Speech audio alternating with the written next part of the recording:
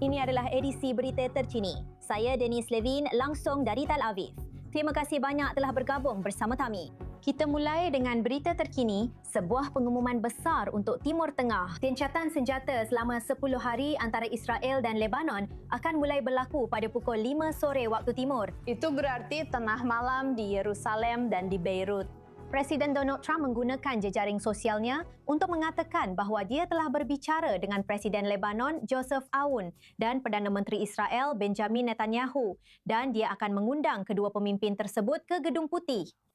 Amerika Serikat berusaha menjaga momentum setelah pertemuan bersejarah tatap muka minggu ini antara Duta Besar Israel dan Lebanon di Washington yang merupakan diskusi langsung pertama dalam lebih dari 3 dekade. Pertanyaannya tetap, apakah Hizbullah akan mematuhi gencatan senjata dan apakah kepemimpinan Lebanon mampu menghentikan kelompok teroris tersebut dari menargetkan warga sipil di utara Israel dengan serangan roket dan drone seperti yang kembali terjadi hari ini.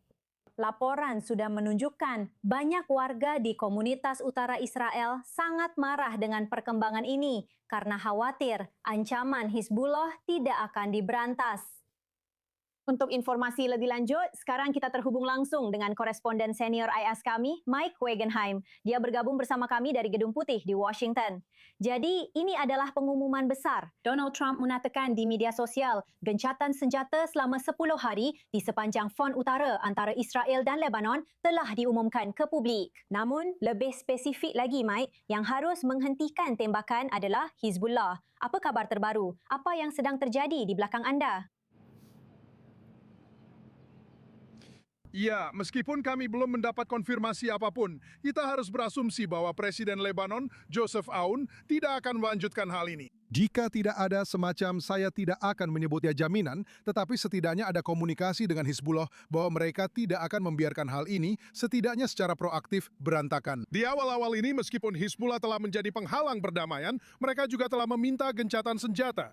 Iran juga telah menuntut gencatan senjata. Secara logis, Hizbullah pasti akan terbuka pada gagasan gencatan senjata di sini jika ada beberapa hal yang bisa diberlakukan. Namun yang perlu dicatat, beberapa hal yang mereka minta, seperti penarikan pasukan Israel, tampaknya belum ada komitmen untuk itu. Selain itu, filosofi yang disebut tenang untuk tenang juga belum disepakati oleh IDF, setidaknya sejauh yang kami ketahui sampai saat ini. Namun ini mulai terlihat sebagai kemenangan bagi beberapa pihak di sini. Ini adalah kemenangan bagi Perdana Menteri Netanyahu karena dia mendapatkan undangan lagi di sini. Dan jika Presiden Lebanon juga datang, ini adalah kesempatan untuk menunjukkan kenegarawanan ala kesepakatan Abraham. Ini adalah kemenangan bagi Presiden Lebanon karena dia mendapatkan gencatan senjata dan undangan ke Gedung Putih. Ini juga kemenangan bagi Hizbullah dan Iran karena mereka mendapatkan gencatan senjata mereka juga. Dan tentu saja ini adalah kemenangan bagi Donald Trump karena dia bisa mengendalikan situasi. Netanyahu pasti akan mendapat kritik dari pihak kanannya. Kabarnya kabinet tidak diberitahu sebelumnya dan belum memberikan persetujuan. Namun demikian, ini tampaknya adalah apa yang diinginkan semua orang, atau setidaknya langkah berikutnya yang diinginkan semua orang saat ini. Tapi sekali lagi, dengan Hizbullah, kita tidak pernah tahu. Dan jelas, tanda tangan mereka pada perjanjian apapun sebenarnya tidak ada artinya sejak awal. Hanya beberapa jam lagi sebelum gencatan senjata itu dimulai. Kita tunggu saja, tentu saja, untuk melihat bagaimana semuanya berjalan. Mike, Presiden AS menambahkan pencapaian ini ke daftar panjang perang yang katanya berhasil dihentikan. Ngomong-ngomong soal itu, apa pembaruan yang bisa kamu bagikan tentang pembicaraan antara tim Amerika dan Iran yang dilanjutkan di Pakistan? Bagaimana perkembangan terbaru soal itu? Semoga ini akan menjadi, kamu tahu, akhir dari perang yang sudah lama antara Israel dan Lebanon. Mari kita lihat dalam konteksnya di sini.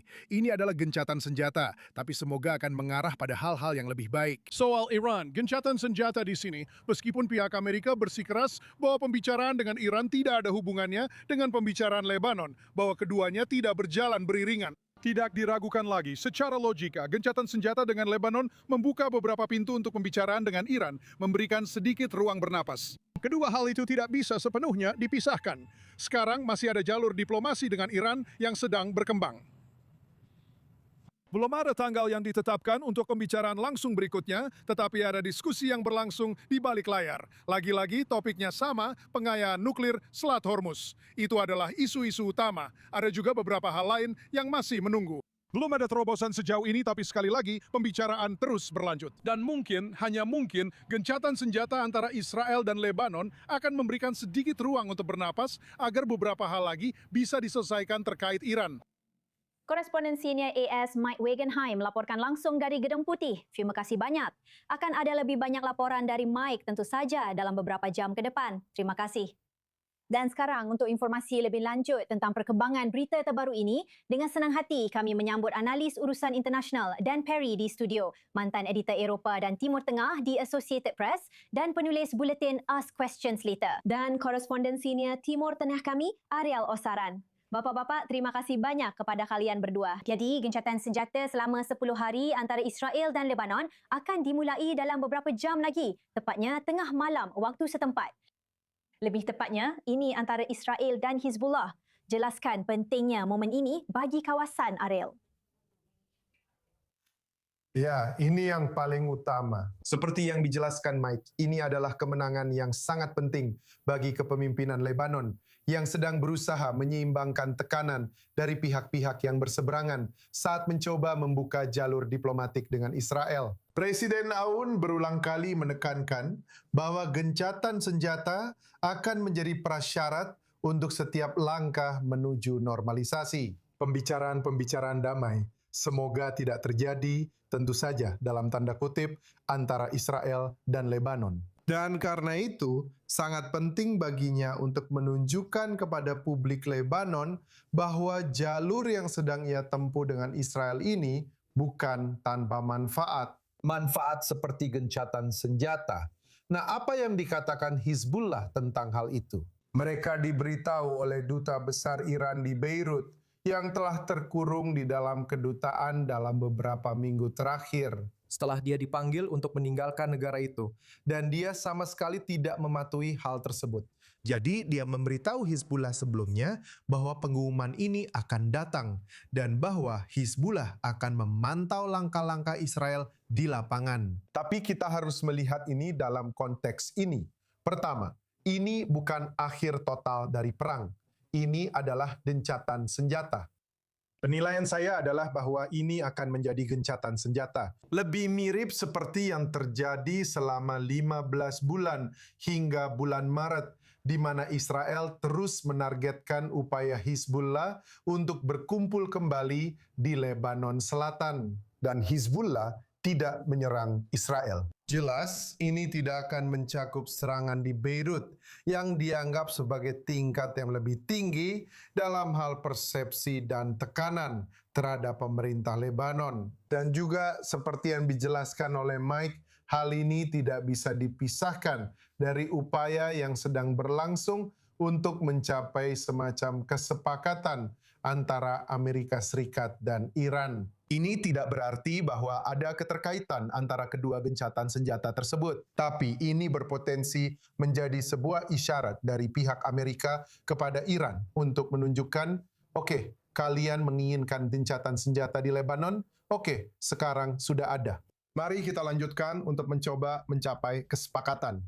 Jadi inilah konteks yang lebih luas dari semuanya. Saya juga akan mencatat bahwa Guy Israel dari saluran Ibrani Sister mengatakan, dengan mengutip seorang pejabat senior Israel yang mengatakan bahwa pasukan Israel akan tetap berada di tempat, tidak akan ada penarikan. Jadi mereka akan terus mempertahankan zona penyangga yang diperluas ini di Lebanon Selatan, dan ada koordinasi dengan Amerika Serikat. Bahwa Israel akan bertindak terhadap setiap ancaman yang akan segera terjadi atau yang mulai muncul, yang merupakan pendekatan yang sama yang digunakan Israel pada gencatan senjata sebelumnya. Dan Perry, anda sudah lama meliput wilayah ini. Bagaimana pendapat anda tentang besarnya momen ini? Kita tahu bahawa Donald Trump mengundang baik Joseph Aoun maupun Benjamin Netanyahu ke Gedung Putih. Apa pandangan anda saat ini? Besarnya momen ini memang sangat luar biasa pada dasarnya. Kita di sini menghadapi situasi yang hampir belum pernah terjadi sebelumnya, di mana posisi pemerintah Israel dan pemerintah Lebanon tidak terlalu jauh berbeda. Dan ada pemerintah di Lebanon yang mengklaim ingin melarang Hizbullah dan melucuti senjata mereka sepenuhnya. Dan lebih dari sekedar memberi isyarat bahwa mereka siap untuk kompromi diplomatik, dan bahkan kata perdamaian, bahkan perdamaian dengan Israel dalam kondisi tertentu. Itu luar biasa dan belum pernah terjadi di Lebanon selama, saya kira, 45 tahun sejak rezim Jamail. Dan upaya itu tentu saja gagal. Akan bodoh jika menabaikan hal ini, hanya karena kita tahu bahwa meskipun mereka mengatakan ingin melucuti senjata Hizbullah, mereka terlalu lemah untuk melakukannya. Saya paham itu. Ada aliran pemikiran tertentu di Israel yang tidak peduli dengan diplomasi dan hanya ingin menggunakan kekuatan. Jika kita melihat apa arti penggunaan kekuatan, itu berarti mempertahankan zona penyangga di Lebanon Selatan. Tetapi pengalaman Israel dengan itu sangat buruk karena para tentaranya menjadi sasaran empuk. Pada akhirnya, Israel mundur pada tahun 2000 dengan rasa malu, kurang lebih begitu. Atau hanya melemahkan Hizbullah, membombardir mereka, melakukan serangan sesekali. Hizbullah lari ke utara di lembah BKA. Israel telah melakukan itu dalam satu bentuk atau lainnya selama 40 tahun. Jadi mungkin sudah saatnya mencoba sesuatu yang lain. Nah, apa yang dimaksud dengan sesuatu yang lain? Itu jelas rumit, karena tidak akan memakan waktu setengah abad untuk memperbaikinya jika memang mudah diperbaiki.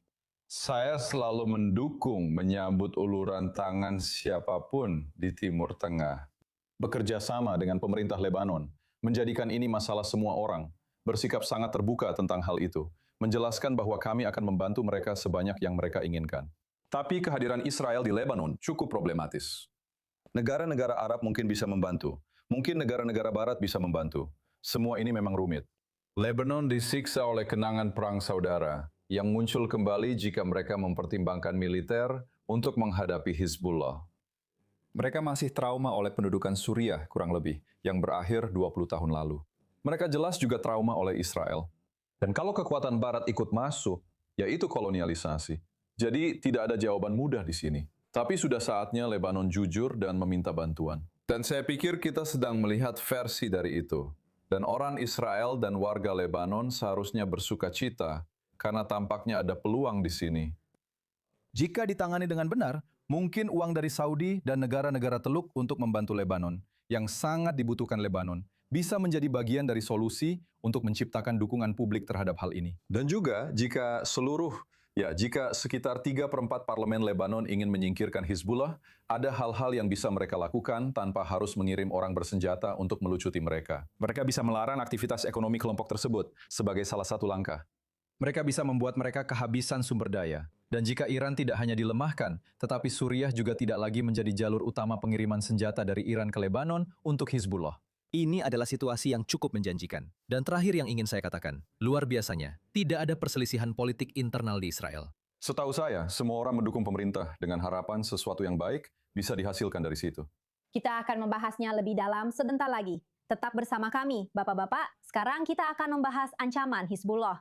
Mari kita lihat apa yang sebenarnya terjadi di lapangan. Pasukan IDF telah beroperasi di markas-markas kuat Hizbullah di Lebanon Selatan, menemukan senjata di dalam gedung-gedung sipil dan membongkar infrastruktur kelompok teroris tersebut.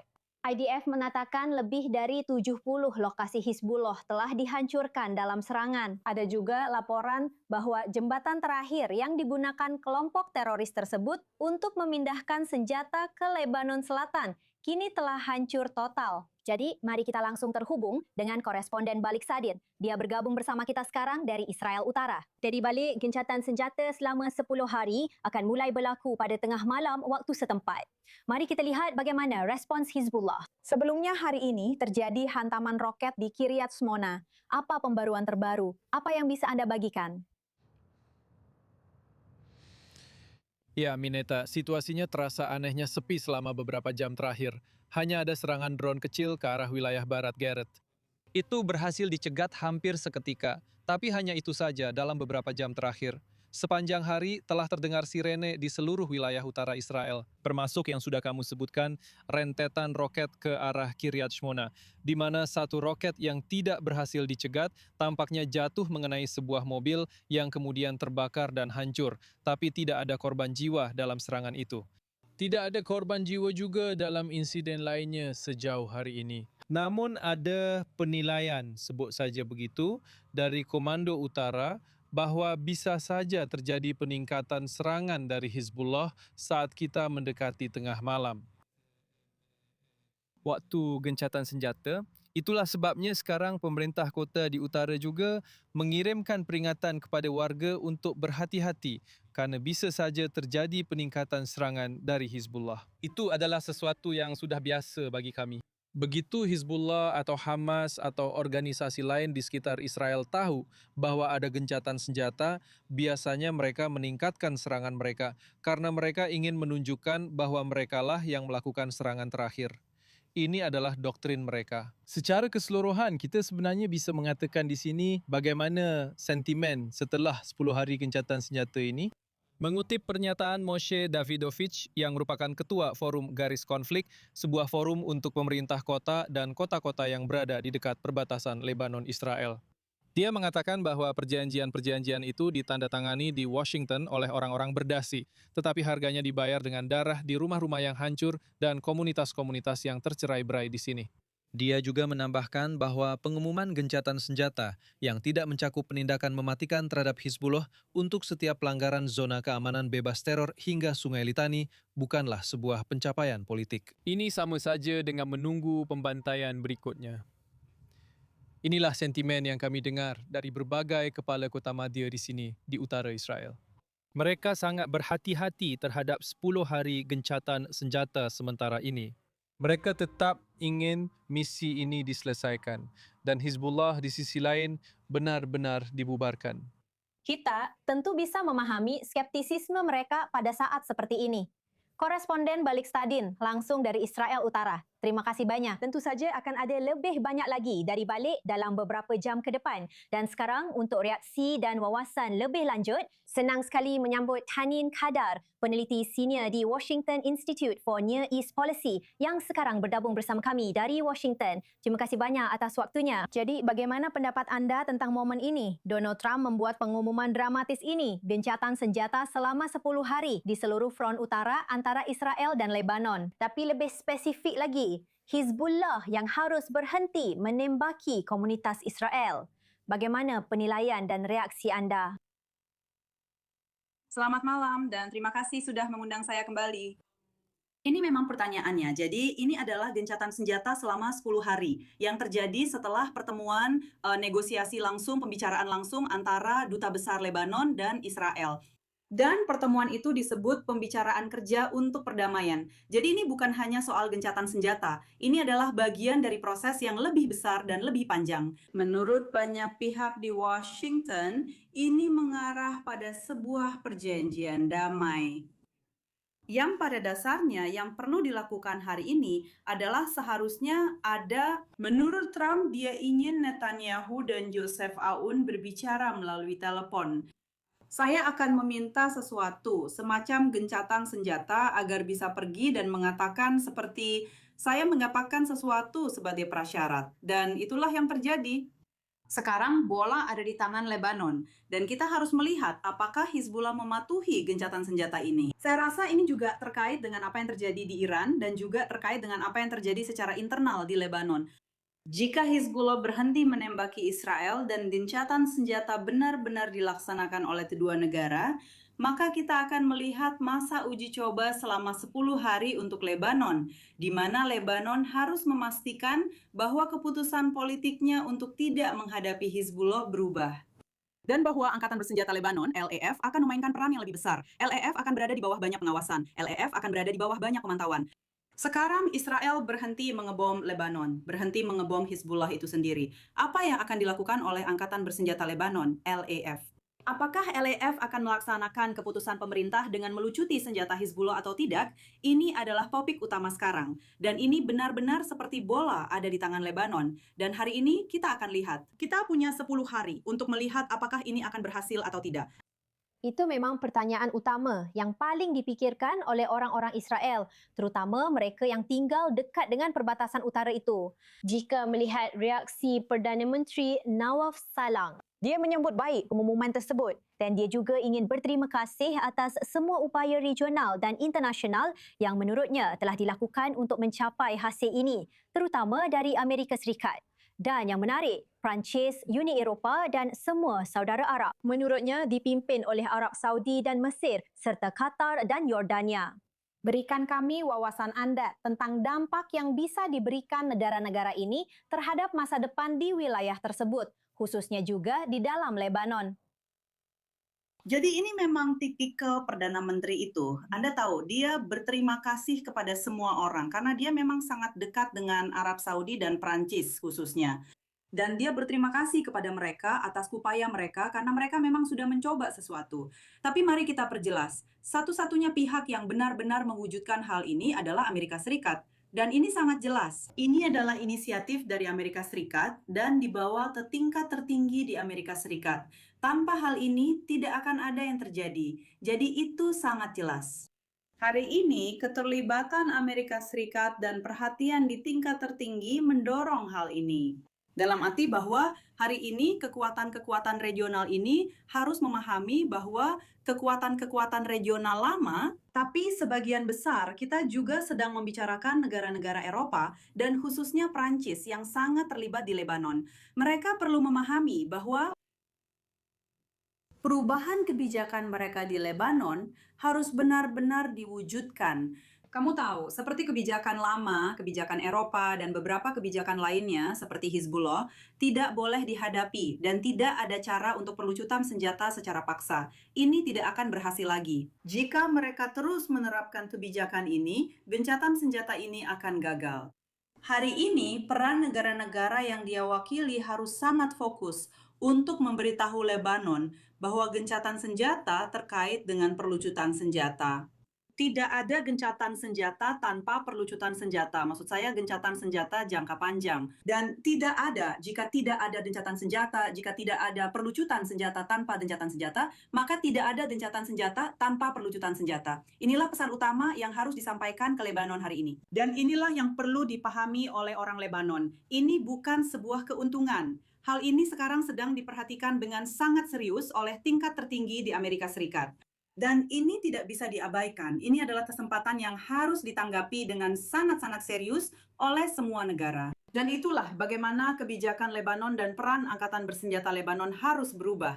Dan negara-negara regional yang disebutkan oleh Salam memiliki peran besar dalam hal ini. Akan menarik untuk melihat bagaimana berbagai negara ini dapat membantu ke depannya. Hanin Hadar, terima kasih banyak telah bergabung bersama kami secara langsung dari Washington. Kami menghargai waktu Anda. Kami menghargai wawasan Anda. Terima kasih. Terima kasih banyak telah mengundang saya. Dan sekarang bergabung bersama panel kami di studio. Selamat datang yang sebesar-besarnya kepada Mayor Jeneral Cadangan, Eitan Dankat, mantan Sekretaris Militer untuk 3 Menteri Pertahanan Israel dan mantan Koordinator Kegiatan Pemerintah di Wilayah Palestina di IDF. Sebuah pengumuman besar pada hari ini. Eitan, bagaimana penilaian Anda? Apa yang bisa Anda simpulkan? Pertama-tama, dalam penilaian dasar, gencatan senjata antara Iran, Amerika Serikat, dan tentu saja Israel memang sudah diperkirakan bahwa Lebanon akan ikut dalam paket tersebut seperti yang terjadi sekarang. Namun proses yang terjadi sejak langkah pertama hingga sekarang menurut saya adalah kegagalan pemerintah Israel dalam hal kebijakan dan yang paling utama, kegagalan Benjamin Netanyahu. Karena di sisi lain, ketika kita berhasil memisahkan antara Lebanon dan Iran, itu adalah sebuah pencapaian. Bahwa selama 1 minggu di antara, Anda tahu, 2 minggu dari apa yang sedang terjadi. Kedua, situasi di Lebanon dari sisi militer, menurut saya kita bekerja dengan sangat baik. Ini sangat sulit.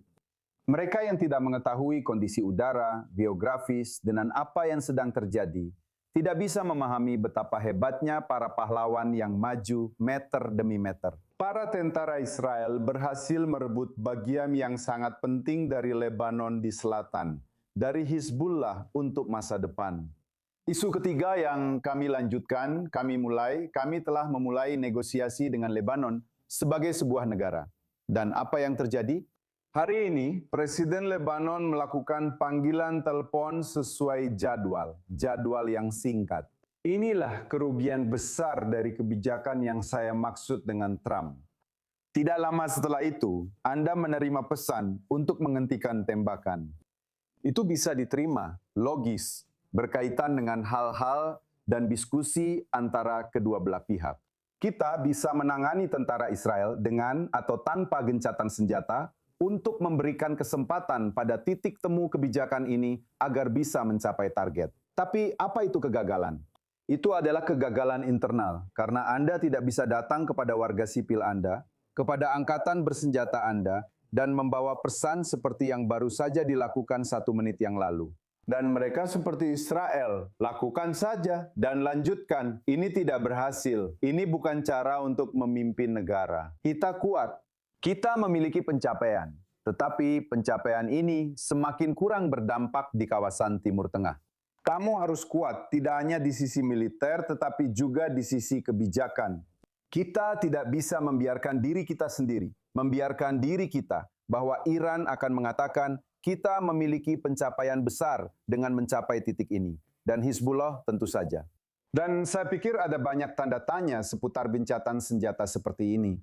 Dan yang terbesar baru saja dimulai sekarang. Jika Hizbullah meluncurkan serangan ke Israel, hanya Lebanon yang seharusnya diserang oleh Angkatan Udara Israel. Tetap bersama kami. Kami akan membahas hal itu secara mendalam setelah jeda singkat. Bapak-bapak, masih banyak lagi yang perlu dibahas tentang apa yang terjadi di lapangan dan juga di bidang diplomatik. Tetap bersama kami akan kembali dengan edisi berita terkini dalam 2 menit saja.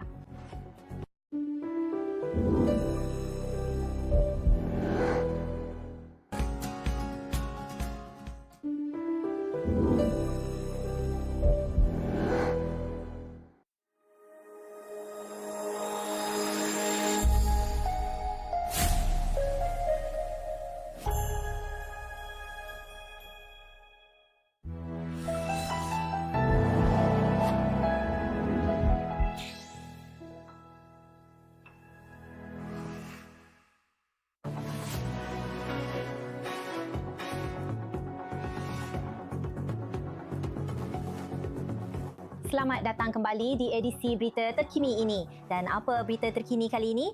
Ini adalah pengumuman besar untuk Timur Tengah. Gencatan senjata selama 10 hari antara Israel dan Lebanon akan mulai berlaku pada pukul 5 sore waktu Timur. Itu berarti tengah malam di Yerusalem dan di Beirut. Presiden Donald Trump menyampaikan di jejaring sosialnya bahawa ia telah berbicara dengan Presiden Lebanon Joseph Aoun dan Perdana Menteri Israel Benjamin Netanyahu. Dan dia akan mengundang kedua pemimpin tersebut ke Gedung Putih. Amerika Syarikat ingin mempertahankan momentum ini. Setelah pertemuan bersejarah tatap muka minggu ini antara Duta Besar Israel dan Lebanon di Washington yang merupakan diskusi langsung pertama dalam lebih dari 3 dekade. Pertanyaan utama yang masih ada adalah, apakah Hizbullah akan mematuhi gencatan senjata? Dan apakah kepemimpinan Lebanon mampu menghentikan kelompok teroris tersebut dari menargetkan warga sipil di utara Israel seperti yang telah mereka lakukan lagi hari ini? Laporan sudah menunjukkan banyak warga di komunitas utara Israel sangat marah dengan perkembangan ini. Khawatir ancaman Hizbullah tidak akan diberantas. Masih di studio, panel kami, Mayor Jeneral Cadangan Eitan Dumot, analis urusan internasional Dan Perry, dan koresponden senior Timur Tengah kami, Ariel Osaran. Ada begitu banyak yang harus dibahas, tapi banyak pertanyaan tentang kemungkinan reaksi Hizbullah. Ariel Osaran, apa yang kita ketahui? Hizbullah mengatakan bahwa mereka akan mematuhi gencatan senjata selama Israel juga melakukannya. Dan itu disampaikan bukan secara resmi, melainkan oleh sumber Hizbullah yang tidak disebutkan namanya kepada TV Qatar. Kehadiran Israel yang terus berlanjut di Lebanon yang akan tetap ada bahkan di bawah gencatan senjata ini, yaitu hal itu memberi Hizbullah legitimasi untuk terus melakukan perlawanan. Sekarang ini kalau menurut saya, meskipun Anda tidak bertanya, tapi kalau menurut saya, ini adalah cara Hizbullah untuk mencoba menjaga muka di tengah munculnya gencatan senjata ini, karena yang ingin mereka hindari adalah kembali ke model gencatan senjata sebelumnya, di mana Israel terus melakukan serangan harian terhadap upaya Hizbullah untuk mempersenjatai kembali, berkumpul kembali, dan mengerahkan kembali kemampuan mereka di Lebanon Selatan, yang mana mereka sangat membutuhkan jeda ini untuk mencapainya, sementara mereka menahan diri untuk tidak melakukan serangan terhadap Israel. Mereka tidak ingin kembali ke dinamika seperti itu. Namun, semua tanda, meskipun tidak banyak, menunjukkan bahwa itulah model yang diperkirakan akan kita lihat di sini. Jadi Hizbullah akan mengatakan bahwa mereka tetap mempertahankan hak mereka untuk terus melakukan perlawanan. Mereka memang sudah melakukannya. Mereka mengatakan hal itu selama masa gencatan senjata 15 bulan dari November 2024 hingga 2 Maret ketika mereka melanjutkan serangan terhadap Israel. Mereka mempertahankan posisi itu, tetapi mereka diam dan tidak menargetkan Israel. Yang mereka lakukan selama periode itu adalah membangun kembali kemampuan mereka agar dapat menghadapi Israel, seperti yang mereka lakukan dalam beberapa minggu terakhir ini. Jadi ujian bagi Israel adalah bagaimana mereka mempertahankan keseimbangan itu sambil terus menegakkan garis merah mereka terhadap Hizbullah, tetapi tidak menggagalkan upaya gencatan senjata dan negosiasi antara Amerika Serikat dan Iran. Dan sementara itu, kita memiliki penduduk Israel Utara yang marah, yang mengatakan bahwa setiap gencatan senjata tanpa perlucutan senjata penuh Hizbullah adalah bentuk penyerahan diri. Dan kita juga memiliki para kepala kota madya dan dewan regional di Israel Utara yang memperingatkan potensi peningkatan serangan oleh Hizbullah dalam beberapa jam menjelang gencatan senjata. Dan seperti yang kita tahu, dengan Hizbullah, hal yang sama terjadi. Juga terjadi dengan Iran, Hamas. Mereka juga mencoba mencuri waktu setelah gencatan senjata untuk melakukan serangan dengan harapan bahwa pihak dalam negeri Israel akan lengah. Dan itulah mengapa sangat penting bagi warga Israel, khususnya di Israel Utara, tetapi juga di wilayah hingga Israel Tengah, di mana kita tahu bahwa Hizbullah, misil dan roket mereka bisa mencapai wilayah ini untuk tetap waspada dan mematuhi pedoman yang ada. Dan tentunya, setiap kali ada peringatan, mereka harus segera menuju ke tempat perlindungan. Kita akan melihat lebih dalam seperti apa reaksi saat ini dari komunitas di utara negara ini. Tapi Dan, saya ingin bertanya kepada Anda mengenai perkembangan diplomatik. Tadi sebelumnya, di siaran ini kita membahas tentang reaksi dari Perdana Menteri Lebanon, membicarakan berbagai negara yang ingin ia sampaikan terima kasih, termasuk Amerika Serikat, Prancis, Uni Eropa, lalu Arab Saudi, Mesir, Qatar, dan Yordania. Dan menurut Anda, seberapa besar dampak nyata yang bisa diberikan negara-negara ini di kawasan dunia yang sangat rentan ini? Tentu saja, sangat signifikan. Kita benar-benar menghadapi dilema. Dan selama lebih dari 40 tahun, kita belum mampu menyingkirkan Hizbullah. Dan ini bukan masalah Israel, ini adalah masalah kawasan. Ini jelas merupakan masalah Lebanon. Dan menurut saya, Israel akan lebih bijaksana jika tidak berusaha memonopoli penyelesaian masalah ini, terutama karena mereka telah gagal berkali-kali. Anda bisa menyebutkan sekitar setengah lusin perang kecil dan perang mini yang gagal mencapai penyelesaian. Jadi tentu saja, jika seluruh Liga Arab, jika semua negara yang Anda sebutkan bersatu dan mengambil setiap langkah yang mungkin, termasuk menghambat aktivitas keuangan Hizbullah dan benar-benar mencabut segala bentuk legitimasi Hizbullah, itu akan sangat membantu. Dan saya ulangi, mungkin bahkan dengan mengirim pasukan ke Lebanon untuk mengubah situasi di mana militer Lebanon lebih lemah daripada Hizbullah. Ini akan membutuhkan upaya diplomasi publik yang besar dan kecerdikan di sini. Dan saya harus mengatakan, pemerintah Israel, sayangnya, tampaknya tidak mampu melakukannya. Saya terus-menerus mendengar dalam berbagai penampilan di TV internasional dan dalam ceramah yang saya berikan di berbagai forum, ada narasi yang berkembang bahwa Israel sedang berusaha memperluas wilayahnya. Itulah alasan mengapa Israel berbicara tentang zona penyangga di Lebanon Selatan. Sekarang, saya tahu itu omong kosong. Saya memahami sikap sinis terhadap pemerintah saat ini, tetapi mereka tidak bersalah dalam hal ini. Ide zona penyangga di Lebanon Selatan adalah untuk mencegah Hizbullah menempatkan diri mereka 100 meter dari permukiman Israel, seperti yang diinginkan oleh negara manapun. Tapi kenapa Perdana Menteri Israel yang sangat fasih dan pandai berbicara itu tidak juga punya kemauan untuk mengadakan konferensi pers dan mengundang seluruh pers dunia? Dan menyatakan bahwa Israel tidak punya ambisi teritorial terhadap Lebanon, bahwa itu sama sekali tidak bersifat permanen. Kami akan pergi dalam 2 detik jika Hizbullah sudah tidak ada. Dan saya senang melihat bahwa kami sejalan dengan pemerintah Lebanon. Mari kita semua bersama-sama mencari cara untuk membantu Lebanon melucuti senjata Hizbullah. Karena siapa yang bisa membenarkan gagasan milisi jihadis yang beroperasi sebagai negara di dalam negara di Lebanon, di Mesir, di Prancis? Apakah Prancis menginginkan hal seperti itu? Itu konyol. Senang melihat adanya konsensus internasional untuk menyingkirkannya. Mungkin kita bisa membuat rencana bersama. Sebagai konteks, penting juga bagi orang-orang untuk mengingat bahawa pada tanggal 8 Oktober, Hizbullah memutuskan untuk menunjukkan solidaritasnya dengan Hamas, ikut serta dalam perang ini, dan sekarang 2,5 tahun kemudian. Dan pada hari ini, lagi-lagi roket dan drone diluncurkan oleh Hizbullah dari Lebanon Selatan menuju wilayah sipil di negara itu. Israel perlu membela warganya. Itan Jeng, bagaimana pendapatmu? Sangat jelas dan singkat saja. Wilayah yang kami pertahankan sangat penting untuk keamanan orang-orang yang tinggal di bagian utara Israel khususnya, dan juga katakanlah untuk keamanan negara.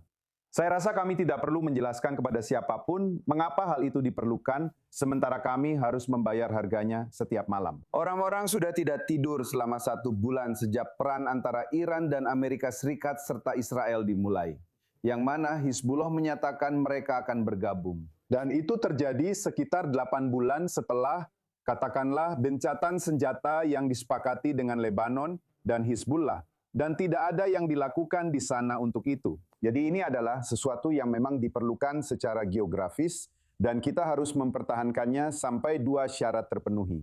Perdamaian atau kesepakatan dengan Lebanon dan untuk lebih jelasnya, perlucutan senjata Hizbullah. Itu satu hal. Lebanon tidak bisa kembali seperti dulu. Dan saya benar-benar mengatakan kepada Anda bahwa saya berharap begitu. Selama gencatan senjata, Israel terus menghancurkan infrastruktur, rumah-rumah di beberapa desa yang sangat dekat dengan perbatasan.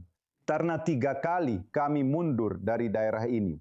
Dan 3 kali desa-desa itu langsung telah menjadi basis serangan Hizbullah terhadap warga sipil Israel.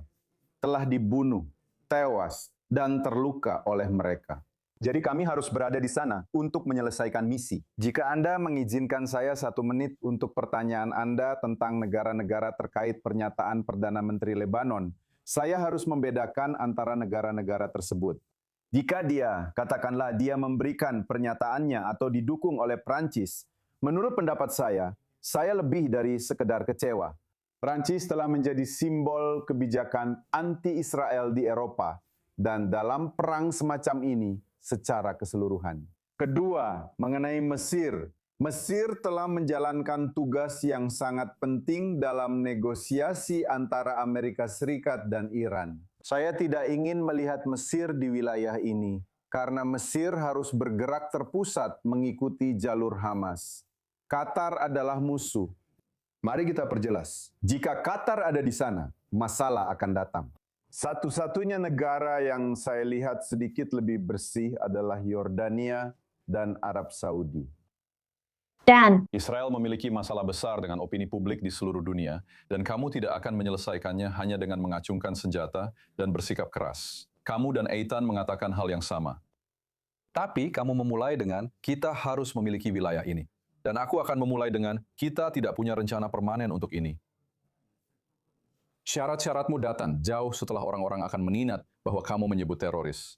Ini sangat penting. Israel perlu menekankan bahwa apapun rencana yang dimilikinya di Lebanon Selatan, murni karena ancaman dari Hizbullah, yang kami percaya bisa dibongkar. Saya pikir kedua belah pihak saling memahami saat kita jelaskan bersama. Saya memilih. Pentingnya menetapkan tujuan akhir. Titik akhir yang jelas untuk wilayah ini. Lebanon Selatan harus berhenti menjadi wilayah dari mana warga sipil Israel dibunuh. Dan untuk melakukannya, sekarang hanyalah untuk menahannya. Karena jika tidak, dalam 48 jam kalian akan hidup di depan jendela madrasah Israel di Kibbutzim, orang-orang Hizbullah. Tanggung jawab saya sendiri terhadap warga sipil saya bukan untuk memenuhi keinginan atau pernyataan Presiden Prancis. Saya tidak punya kewajiban apapun terhadap Macron yang melakukan boikot dan mengganggu Israel sepanjang perang ini. Jadi itulah ide diplomasi. Kita mengatakan hal yang sama. Dan pertanyaannya adalah, apa yang Anda tekankan? Anda tidak peduli dengan Presiden Prancis? Saya peduli, karena Uni Eropa adalah mitra dagang nomor 1 Israel. Dan ketika Anda melihat tingkat dukungan terhadap Israel di Eropa, ini adalah keadaan darurat nasional yang sangat serius. Jadi menurut saya, Israel perlu bersikap diplomatis dan cerdas dalam menyampaikan argumennya. Tentu saja, Hizbullah tidak boleh dibiarkan bercokol di perbatasan dengan Israel. Dan jika Hizbullah terus ada, Israel berhak untuk merebut perbatasan tersebut. Duta Besar Israel untuk AS, Yehiel Leiter, setelah pertemuan bersejarah awal pekan ini di Departemen Luar Negeri AS Stratad.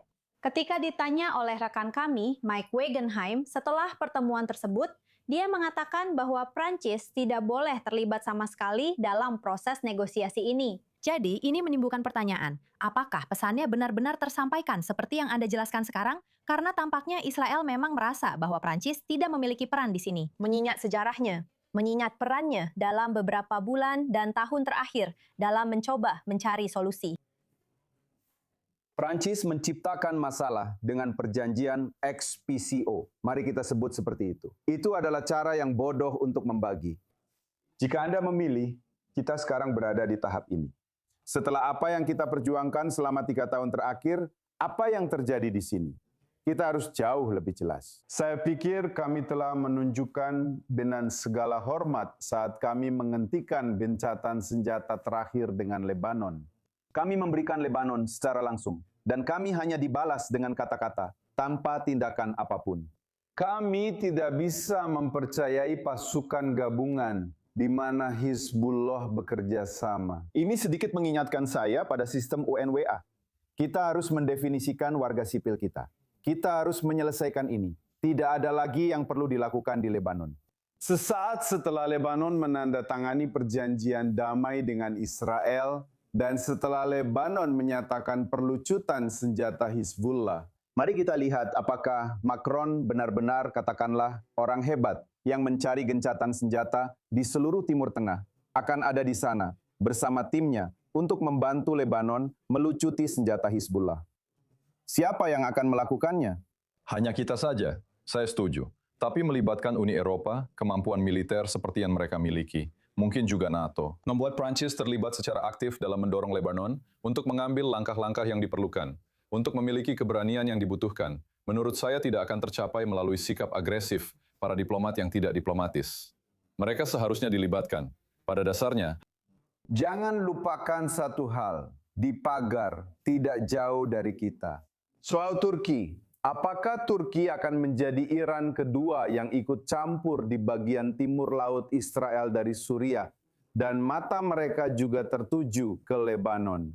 Jadi masalah ini sangat sensitif, dan pada saat seperti ini, kamu harus menjadi salah satu pihak untuk bernegosiasi. Saya setuju. Kedua, untuk terus menjadi kuat dan agar kamu bisa dipahami. 0 atau 1. Ariel Esran, apa pendapatmu? Ya, tentu saja. Saya mengerti kekhawatiran tentang Turki yang terlibat di sana, mencoba mengambil semua sisa-sisa dari posisi Iran yang semakin melemah di wilayah itu. Kita bisa melihat itu di Suriah, tapi khususnya di Lebanon, kita telah melihat bahwa pengaruh yang sangat tidak membangun seperti yang dilakukan negara-negara seperti Prancis dan negara Eropa lainnya terhadap Lebanon. Kita melihat upaya yang sangat terkoordinasi dan seperti yang Anda sebutkan sebelumnya dari negara-negara Teluk, khususnya Arab Saudi. Mereka sangat aktif di sini, di balik layar. Karena apa yang telah dicari Lebanon selama berbulan-bulan, pada dasarnya, sejak gencatan senjata terjadi pertama kali pada November 2024. Lebanon telah mencari investasi dari negara-negara Teluk untuk mendanai rekonstruksi Lebanon. Tapi mereka mengatakan bahwa negara-negara Teluk, Arab Saudi, dan UEA telah mengatakan bahwa tidak akan ada rekonstruksi sampai Hizbullah dilucuti senjatanya. Jadi apa yang kita lihat di sini adalah semacam upaya terkoordinasi dari Washington dan Riyadh, mencoba mendorong pemerintah Lebanon untuk mengambil langkah-langkah yang sangat berani ini yang berpotensi memicu perang saudara di dalam Lebanon.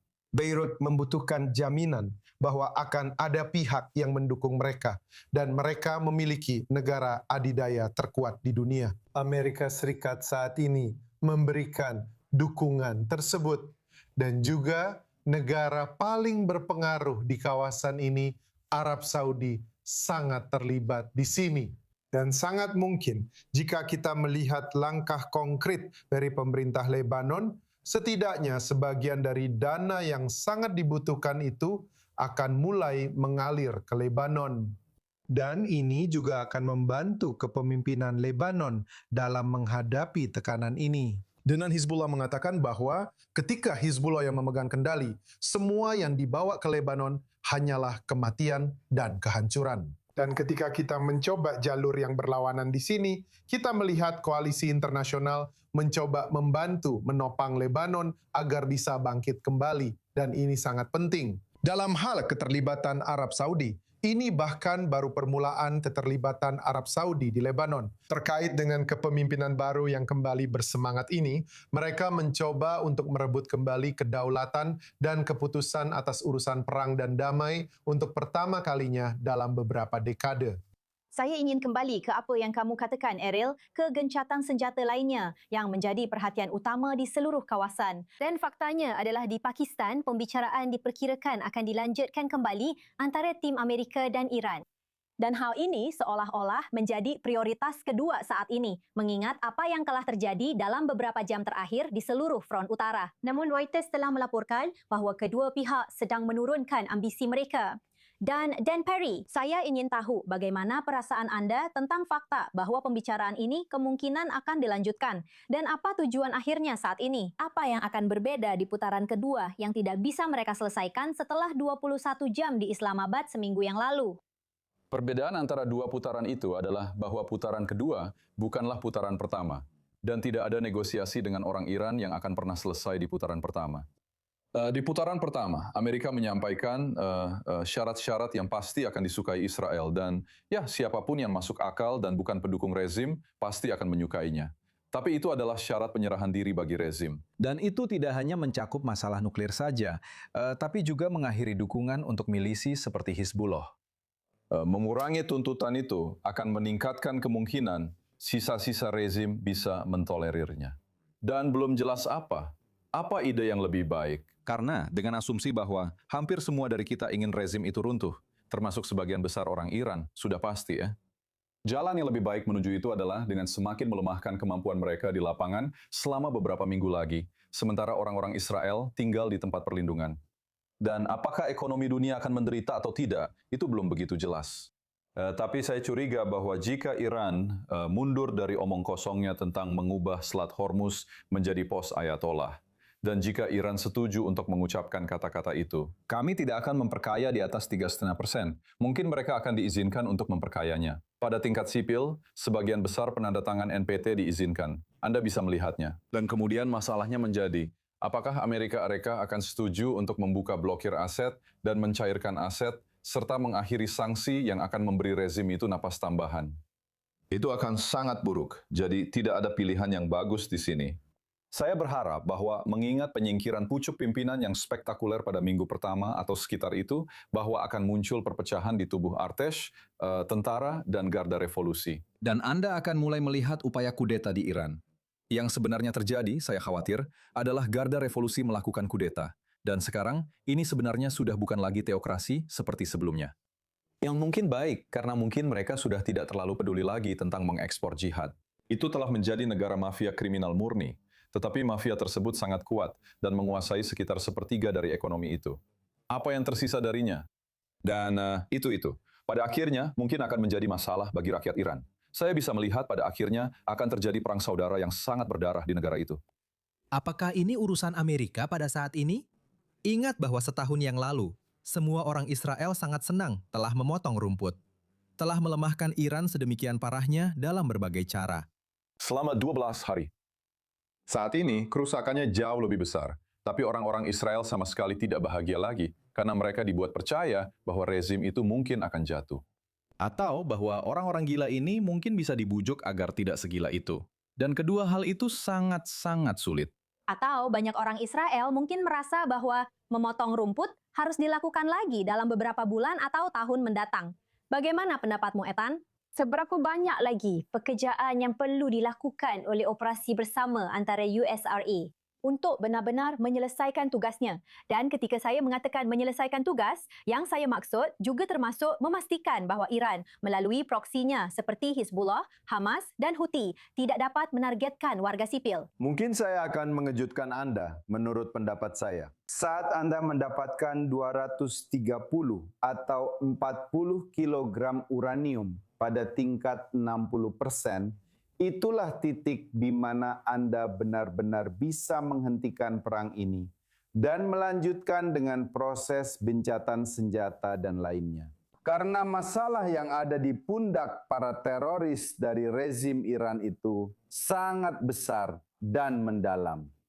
Mereka membutuhkan miliaran dolar untuk menghidupi negara mereka, untuk membangun kembali infrastruktur mereka.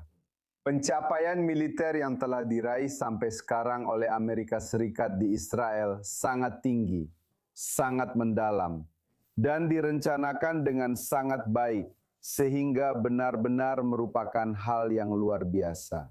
Semakin lama, seiring berjalannya waktu, kita akan memahami kedalamannya. Tapi tanpa membawa uranium ini keluar, tanpa mengatakan kita telah memindahkan ancaman nuklir dari Iran, semuanya seperti itu. Itulah langkah penting terakhir agar kita bisa mengakhiri perang ini. Dan ini benar-benar tidak sebanding dengan apa yang telah kita capai. Juga Selat Hormuz yang tidak bisa dipungkiri. Itu adalah poin berikutnya. Menurut pendapat saya, kita memiliki dua tujuan jangka pendek, yaitu pembebasan Hormuz dan pembukaan. Ini adalah bentuk penghormatan kepada Trump. Dan yang kedua, nuklir bersamanya. Tanpanya, semuanya bisa disimpulkan segera. Saya punya berita terbaru, Benjamin Netanyahu yang telah mengeluarkan pernyataan. Mari kita dengarkan. Kita memiliki kesempatan untuk membuat perjanjian damai bersejarah dengan Lebanon. Presiden Trump berencana mengundang saya dan Presiden Lebanon untuk memajukan perjanjian ini. Kesempatan ini ada karena sejak Perang Pemulihan, kita telah mengubah secara mendasar keseimbangan kekuatan di Lebanon. Kami mengaktifkan alat pagar, kami menghancurkan gudang senjata besar berisi 150.000 roket dan misil yang direncanakan Nasrallah untuk menghancurkan Israel dengan senjata-senjata itu. Kami baru saja menewaskan Nasrallah. Dan keseimbangan kekuatan yang baru ini telah berubah sedemikian rupa sehingga kami mulai menerima panggilan dari Lebanon selama sebulan terakhir untuk melakukan pembicaraan damai secara langsung. Itu belum pernah terjadi selama lebih dari 40 tahun. Saya telah menanggapi panggilan ini dan setuju untuk memberlakukan gencatan senjata sementara selama 10 hari demi mencoba memajukan kesepakatan yang mulai kita bahas dalam pertemuan antara para duta besar di Washington. Dalam pembicaraan damai, kami memiliki dua tuntutan dasar. Yang pertama, perlucutan senjata Hizbullah menuju kesepakatan damai yang berkelanjutan. Damai melalui kekuatan. Untuk mencapai gencatan senjata ini, Hizbullah bersikeras pada dua tuntutan. Yang pertama, bahwa Israel harus menarik diri dari seluruh wilayah Lebanon. Yang kedua, gencatan senjata dengan prinsip bahwa ketenangan akan dibalas dengan ketenangan.